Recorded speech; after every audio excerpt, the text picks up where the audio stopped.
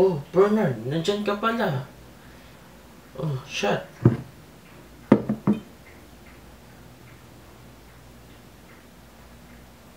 Mas ka na?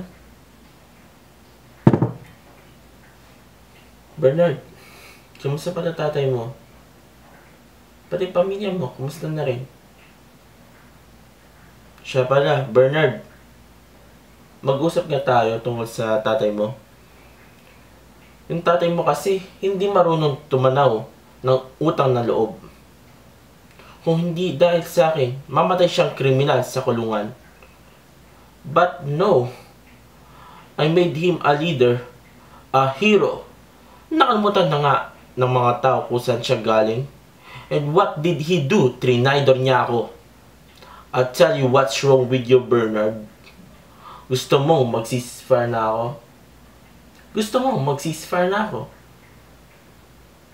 Kalimutan ko na lang yung ginawa ng tatay mo.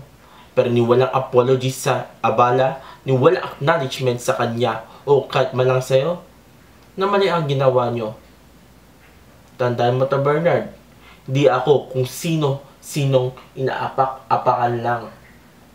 Uulitin ko para magaliwanagan.